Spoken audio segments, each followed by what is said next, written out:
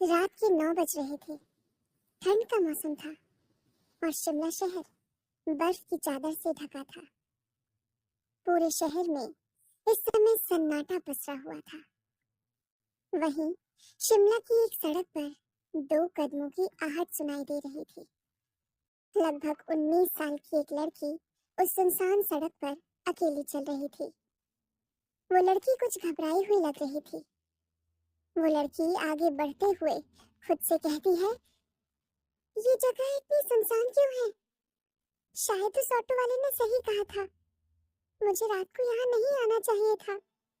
ये कहकर वो और भी तेजी से चलने लगती है। कुछ दूर चलने के बाद अचानक उसे अपने पीछे किसी के कदमों की आहट सुनाई देती है। उसे ऐसा लगता है जैसे कोई उसके ठीक पीछे चल रहा है। वो लड़की फौरन पीछे मुड़कर देखती है, लेकिन उसे वहाँ कोई नहीं दिखता। ये देखकर वो चौंक जाती है और घबराते हुए कहती है, यहाँ तो कोई भी नहीं है। फिर वो किसके कदमों की आहट थी? वो लड़की फिर से सामने देखती है और आगे बढ़ने लगती है। डर और घबराहट से उसके कदम और भी तेज हो गए थे। कुछ देर बाद उसे फिर से उन्हीं कदमों की आहट सुनाई देती है। उस लड़की का डर और बढ़ जाता है। उसकी इस बार पीछे मुड़कर देखने की हिम्मत नहीं होती। कुछ देर बाद उन कदमों की आहट तेज होने लगती है, जैसे कोई पीछे से उसके और करीब आ रहा हो। वो लड़की अपने मन में कहती है, ये सब क्या हो रहा है? कौन है मेरे पीछे? वो लड़की तिरछी नजरों से अपनी बाईं तरफ देखती है और वहां देखकर डर से उसका गला सूख जाता है। उस लड़की को सड़क पर अपनी परछाई आगे बढ़ते हुए दिख रही थी, लेकिन अपनी परछाई के साथ पीछे उसे एक परछाई और दिख रही थी जो उसके साथ आगे बढ़ रही थी। देखने में वो परछाई किसी औरत की लग रही थी। जमीन पर बनी उस परछाई के बाल खुले हुए थे और उसने साड़ी पहनी हुई थी। सुहानी को ये सीन बिल्कुल किसी हॉरर फिल्म की तरह लग रहा था और डर से उसके हाथ पैर फूल गए थे।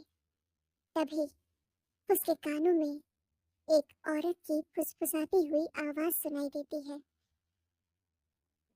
क्या किसी ने तुम्हें बताया नहीं कि रात को इस रास्ते से नहीं आना चाहिए?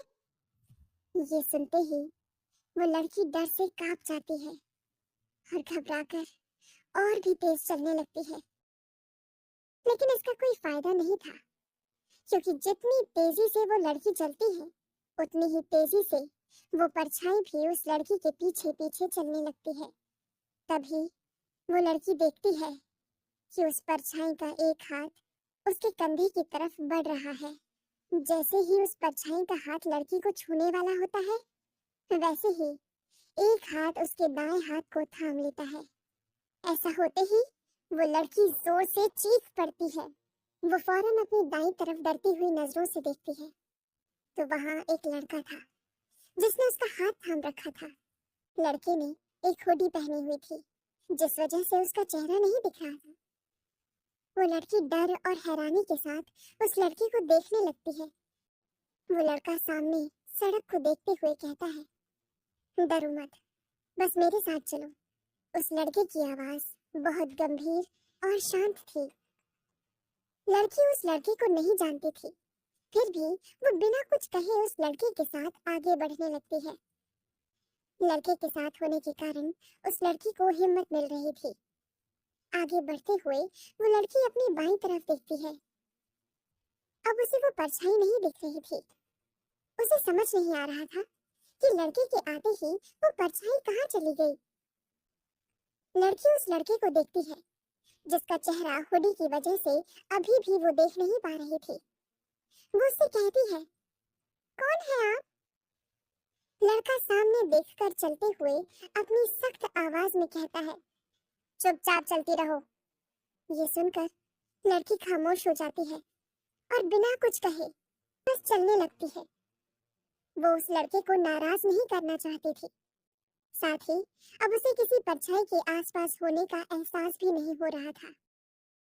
उस लड़के का हाथ थामने से लड़की का डर जैसे गायब ही हो गया था। पैदल चलते हुए वो दोनों एक हॉस्टल के गेट के पास पहुंच जाते हैं।